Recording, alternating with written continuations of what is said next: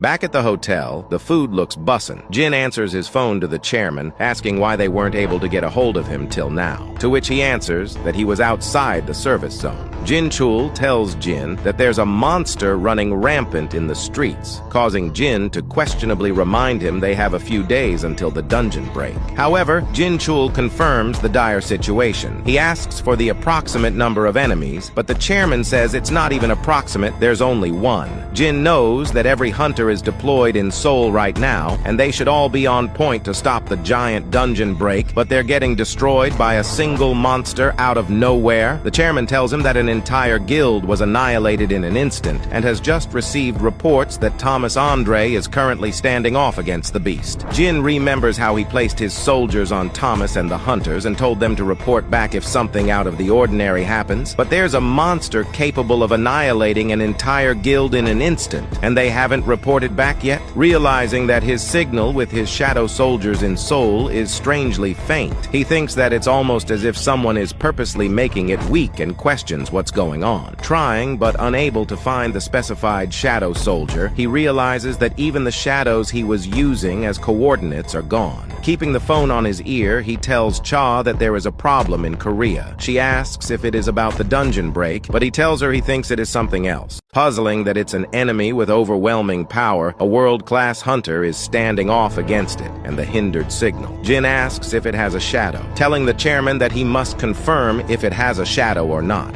Jin thinks that they must have hidden away a colossal monster behind the invisible shadows. Leonard nervously calls Thomas as hunters grow excited to see the Goliath. He orders them to rescue the citizens. Thomas comments on how he sees a beast going rampant without knowing its place. The Monarch looks back wickedly, as Thomas adds that it's only right for mad beasts to be beaten to death. Standing mightily before each other, they both exchange glances. The beast slashes at Thomas, however his claws don't pierce his skin. In retaliation, the Goliath punches him in the face, but at the same time, the Monarch knees him in the gut. Looking over, he reaches his palm above his face before slamming him into the ground. This battle continues.